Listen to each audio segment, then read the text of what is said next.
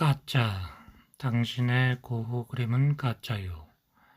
S는 책상 앞에 앉아 있었다. 위쪽 벽에는 그가 구입한 작품이 걸려 있었다.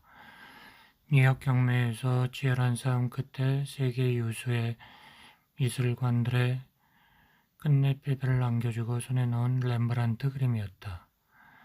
회색 넥타이에 흑진주 장식, 순백의 머리카락, 은근한 품위를 풍기는 재단된 정장, 살집 좋은 체격과 어울리지 않는 외알박이 안경, 지중해의 역동성이 어린 통통한 이목구비를 한 바레타는 소파에 앉아 손수건을 꺼내 이마를 닦았다. 사방에 그런 말을 하고 다니는 건 선생뿐이요. 한때 약간의 의욕이 있긴 했지만 그걸 부정하진 않소. 난 모험을 했소. 하지만 이제 진상은 밝혀졌소. 그 초상화는 진본이요. S는 권태로운 몸짓으로 상아로 된 페이퍼 나이프를 만지작거렸다. 그렇다면 뭐가 문제란 말이오? 그런 걸작을 소유했다는 걸 행복해하면 될 텐데. 내가 선생한테 바라는 건 떠들고 다니지만 말아달라는 거요. 압력을 가하지 말라는 말이오. S는 엷은 미소를 지었다.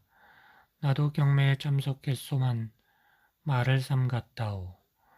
화장들이 양떼처럼 선생을 따르고 있어. 그들은 선생을 자극할까봐 겁내고 있어. 그러니 솔직해집시다.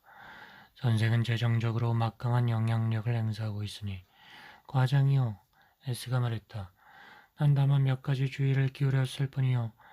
경매에서 우선권을 확보하기 위해 바레타는 애원의 빛을 띠었다.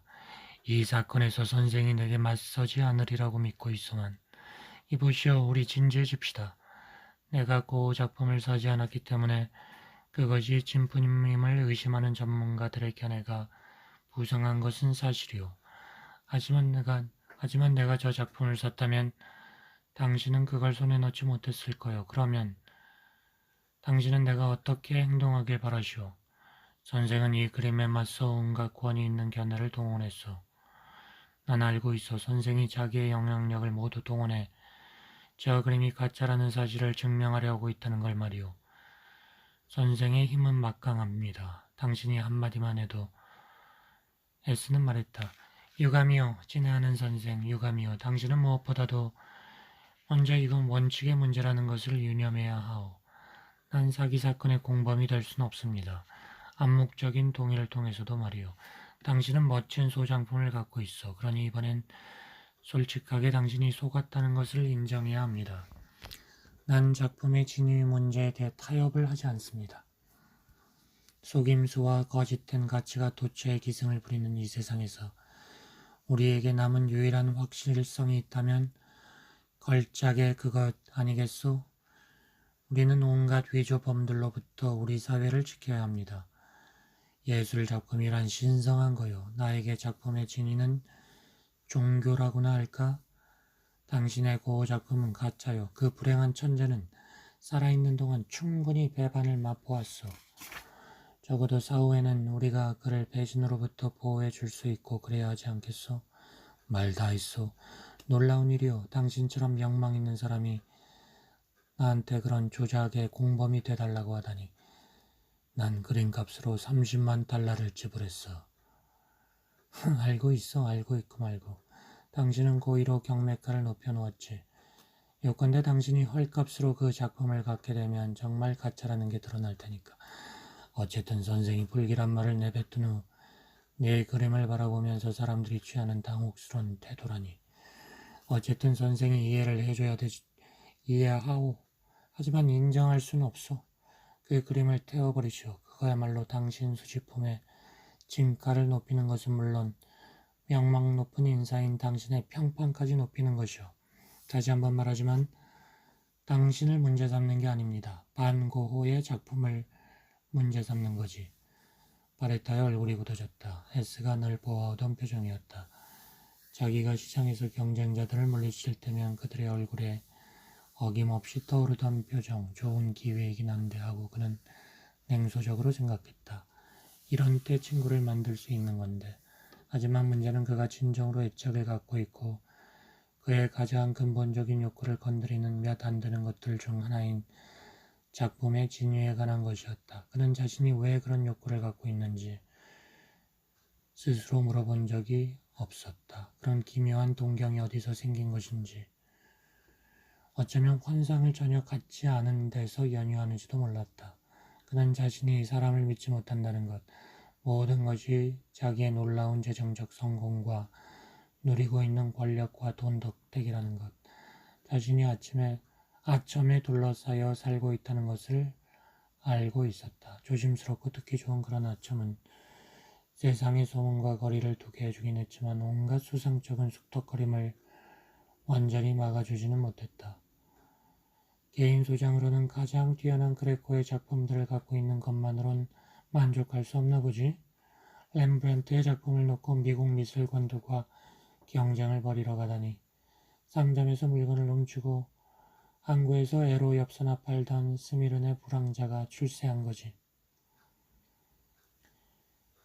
침착한 태도를 취하고 있긴 하지만 그는 콤플렉스 덩어리야. 그렇게 걸작을 손에 넣기 위해 애쓰는 것도 자기 출신을 잊기 위해서 그러는 것이지.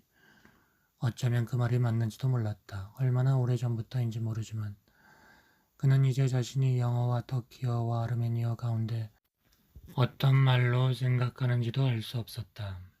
정체성이 분명한 예술 작품은 불안정한 영혼 속에서 절대적인 확실성만을 일깨울 수 있는 그런 경건함을 그에게 불러일으켰다.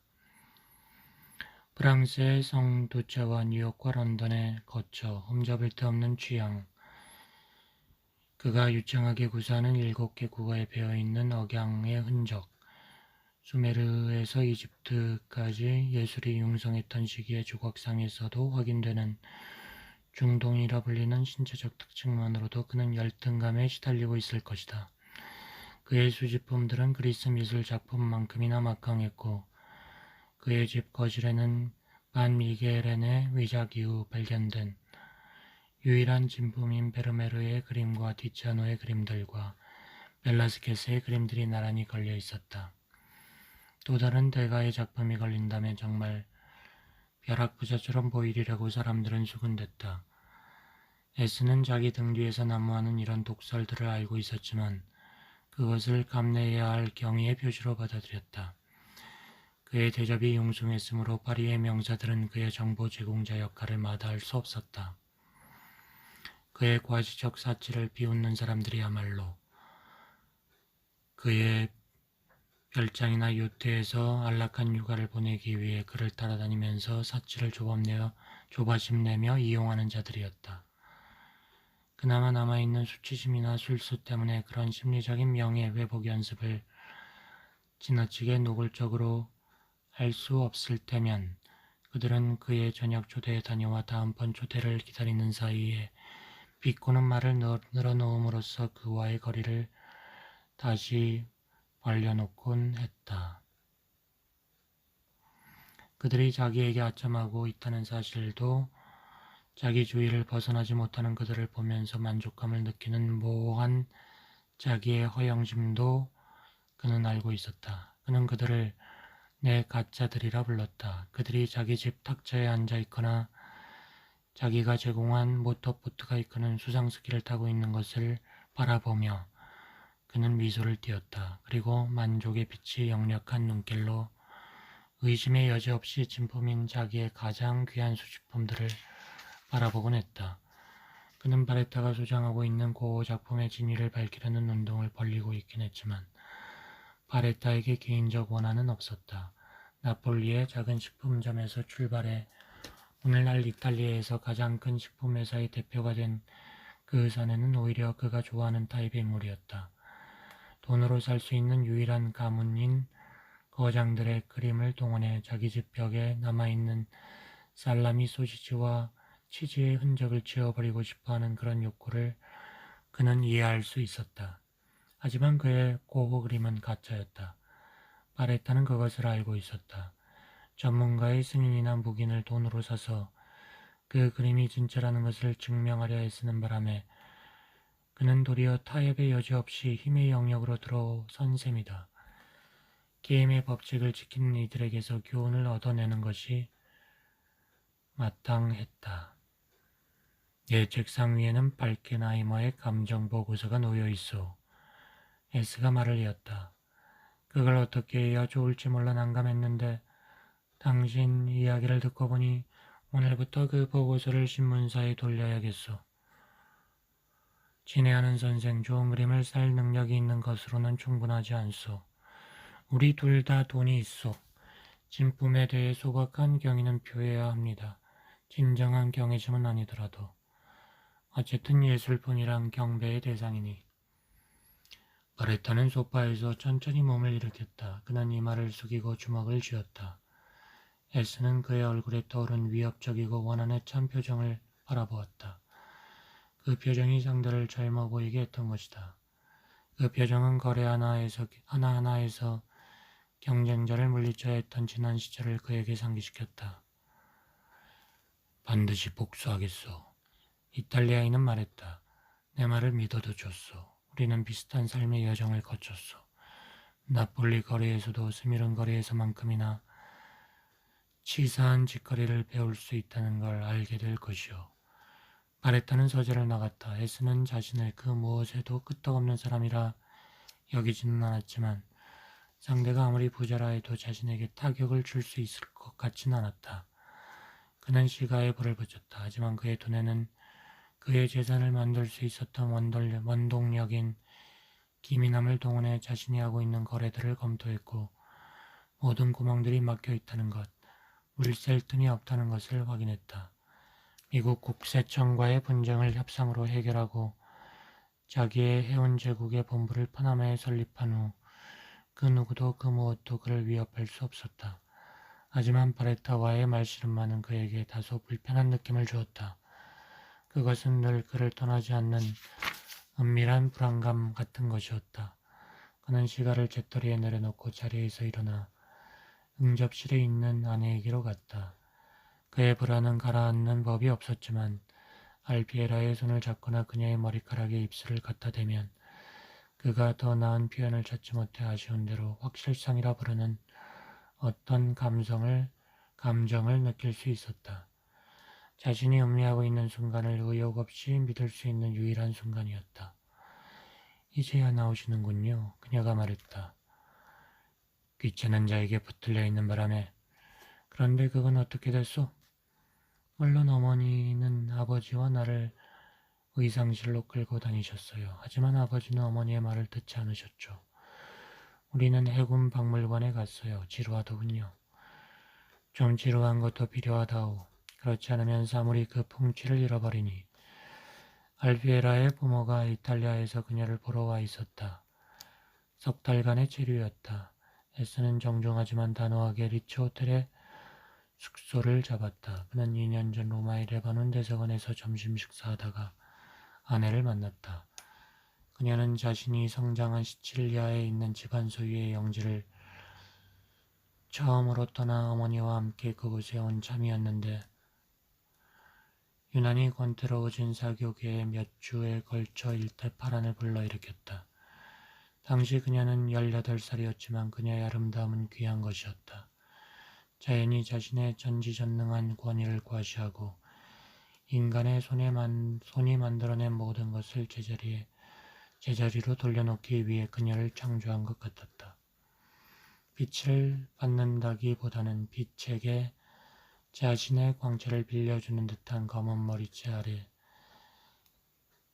이마와 눈과 입술은 예술에 대한 생명의 도전인 양 조화로웠고 개성과 꿋꿋함까지 갖춘 섬세한 코는 그 얼굴에 경쾌한 터치를 부여함으로써 위대한 영감의 순간이나 우연의 신비로운 작용 가운데 자연만이 도달하거나 비할 수 있는 지나친 완벽 추구와 거의 언제나 짝을 이루는 그런 차가움으로부터 그 얼굴을 구해주고 있었다. 걸작 그것이야말로 알피에라의 얼굴을 바라보는 이들의 의견이었다. 자신이 불러일으키는 경외감과 찬사와 탄식과 충동에도 불구하고 그 처녀는 겸손하고 수줍었다. 그것은 물론 그녀를 돌본 수녀원의 수녀들에게 책임이 있을 것이다. 그녀는 가는 곳마다 자신을 따라다니는 찬사 어린 중얼거림에 당황하고 놀란 모습이었다. 점잖은 남자들조차도 스스로 어쩌지 못해 너무 집요해져 버리는 그 열띤 시선을 받으면 그녀는 창백해진 안색으로 몸을 돌려 걸음을 재촉하곤 했다. 그녀의 표정에는 자신감이 결여되어 있었고 그 정도로 귀염을 받는 아이에게서는 뜻밖이라고 할 만한 당혹감도 떠오르곤 했다. 그렇게 사랑스러우면서 그렇게 자신의 아름다움을 의식하지 못하는 사람이 있으리라고 상상하기 어려웠다. 에스는 알피에라보다 22살 연상이었다. 하지만 은도금이 벗겨진 가문이 염소들이 풀을 뜯고 있는 라티푼디아 대농장의 자네를 연상시킬 뿐인 이탈리아 남부에서 흔히 볼 수 있는 공작들 중의 하나인 처녀의 아버지나 어머니도 그런 나이차를 문제 삼지 않았다. 오히려 젊은 처녀의 지독한 수줍음과 어떤 찬사나 감탄 어린 눈길로도 치유할 수 없는 자신감의 결여 같은 일체의 것들이 경험 많고 강한 남자와의 결합을 권장하는 것처럼 보였다. 그리고 그 점에서 에스의 명성은 더 바랄 나위가 없었다. 알피에라도 그의 구애를 기쁘게 받아들였다. 약혼식은 없었고 3주 만에 결혼식을 올렸다. 전 세계 증권거래소와 연결된 전화에 매달려 있는 이유는 모르지만 모험가라 불리는 해적 S가 그렇게 빨리 얌전해질 수 있으리라는 것, 사업이나 수집품보다 젊은 아내에게 더 많은 시간을 할애하는 친절하고 헌신적인 남편이 될 수 있으리라는 것은 아무도 예상 못했다. S는 깊은 사랑에 빠져 있었다. 하지만 그를 안다고 자부하는 이들, 그를 비난하는 동시에 그 이상으로 친구라고 자처하는 이들은 결혼 후 그가 과시하는 의기양양한 태도를 사랑만으로는 설명할 수 없으리라는 그 미술품 애호가의 마음속에 좀 불순한 쾌감이 있으리라는 암시를 빠뜨리지 않았다. 자신이 소장하는 벨라스케스나 그레코의 작품들 이상으로 완벽한 걸작을 다른 이들로부터 탈취했다는 쾌감이 그것이었다. 그 부부는 파리 마레 구역에 있는 전에 스페인 대사의 숙소였던 곳에 자리를 잡았다. 6개월 동안 에스는 일과 친구들과 그림을 소홀히 했다. 그의 배들은 여전히 대양을 가로질렀고 세계 각국에 있는 그의 대리인들은 자신들이 발견한 물건과 계획되고 있는 매매에 대한 보고서를 그에게 타전했지만 그 무엇도 그를 알피에라에게서 벗어나게 할 수 없었다. 행복감 때문에 세상이 멀고 재미없는 위성 정도로 축소되었던 것이다. 당신 걱정이 있는 것 같아요. 그렇다오. 개인적으로 아무 잘못도 저지르지 않은 어떤 사람의 최대 약점인 허영심을 공격하는 건 기분 좋은 일이 아니니까. 하지만 그게 이제 내가 하려는 일이오. 어째서요? S의 목소리가 높아졌고 짜증이 날 때면 늘 그렇듯이 가락 있는 억양이 평소보다 심하게 드러났다. 원칙의 문제라오 여보. 위조된 작품에 대해 수백만 달러를 동원해 묵인의 공모를 얻어내려 하고 있어. 우리가 거기에 제재를 가하지 않는다면 얼마 지나지 않아 진품과 가짜를 가려내는 일에 아무도 관심을 기울이지 않게 될 것이고 그러면 최고의 수집품도 의미가 없어질 테니. 그는 벽난로 위에 걸려있는 벨리니의 카이로 풍경을 가리켰다. 젊은 아내는 동요한 듯 눈을 내리깔았다. 서글픔에 가까운 거북해하는 표정이 그녀 얼굴에 그늘을 드리웠다. 그녀는 남편의 팔에 손을 얹었다. 너무 가혹하게 대하시지 않는 게 때로는 그럴 필요가 있다오. 발케나무 하이머가 이끄는 한 감정사 단체에서 쓴 가짜없는 보고서가 언론에 게재됨으로써 반고에 알려지지 않은 걸작을 둘러싼 논쟁이 마침표를 찍은 지 약 한 달이 지난 어느 날 S는 설명이 들어있지 않은 사진 한 장을 우편으로 받았다.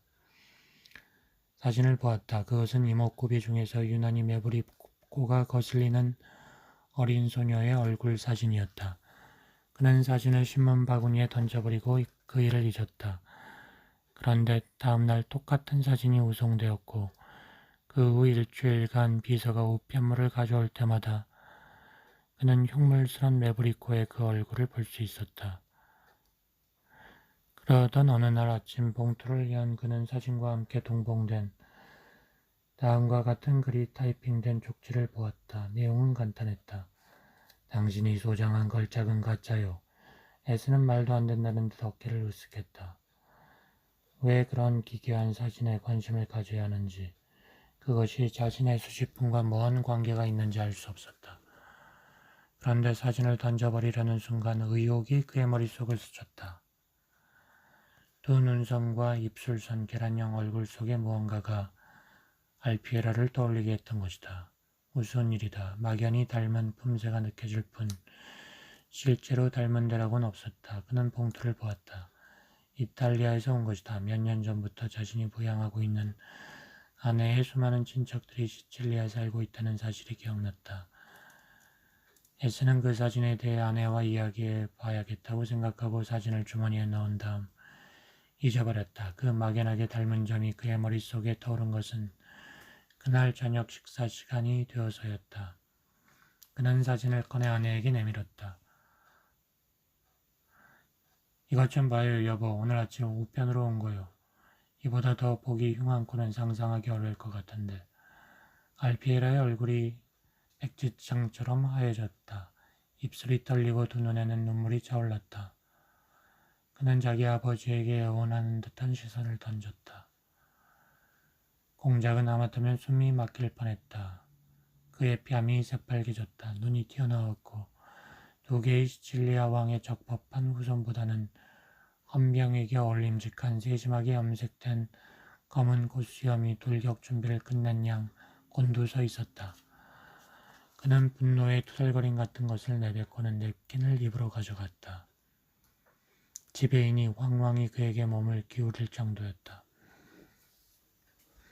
오페라 극장에서 있었던 칼라스의 최근 공연에 대해 단정적 판단을 내린 참이었던 공작 부인은 포크를 든 채 벌어진 입을 다물지 못했다.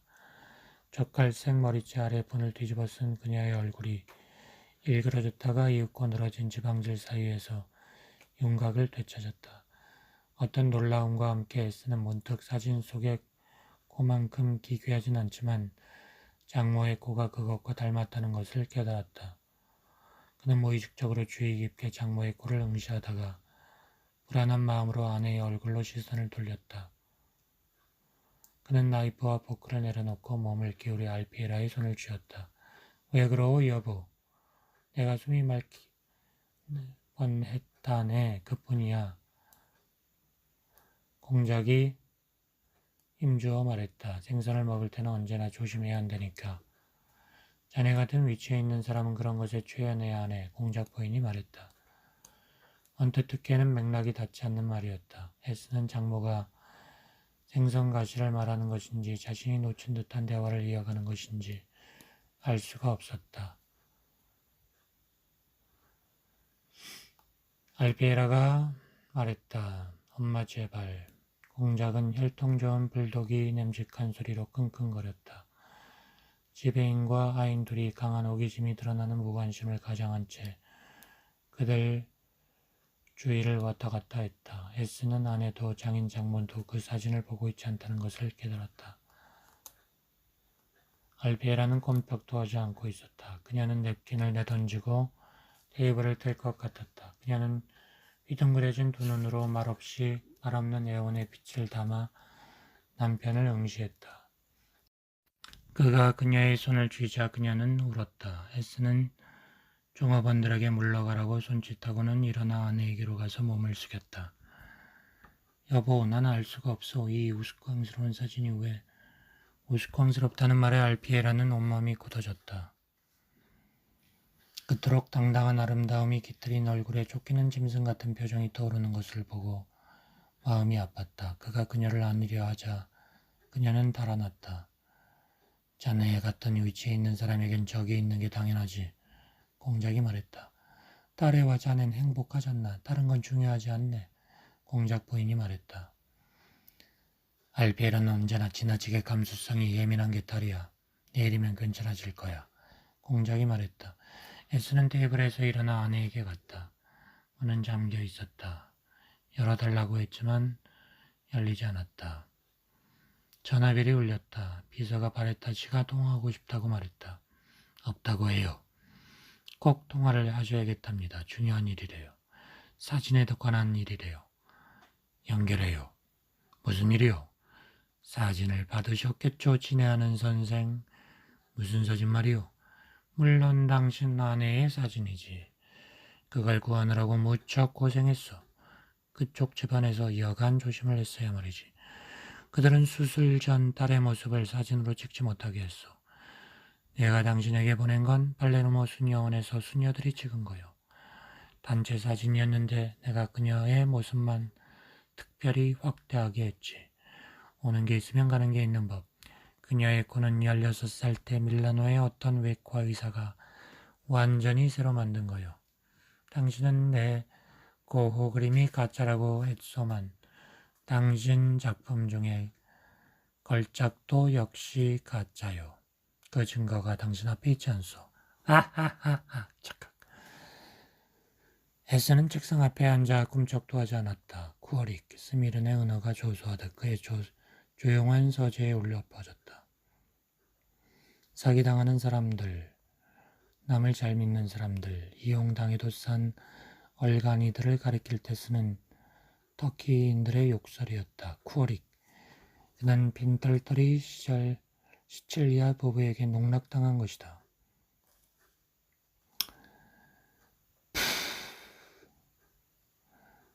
그의 인생을 통틀어 믿을 수 있었던 유일한 관계, 그녀가 사기꾼의 도구이자 공범자였다니.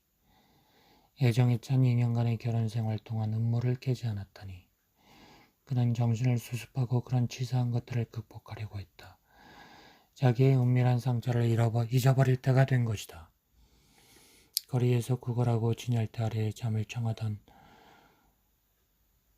누구라도 욕하고 모욕할 수 있었던 구두닦이 소년의 면모를 벗어버릴 때가. 희미한 소리에 그는 눈을 떴다. 알피에라가 있었다. 그는 자리에서 일어났다. 그는 매너가 몸에 밴 사람이어서 인간 본성의 나약함을 알고 있었고 그것을 용서할 수 있었다.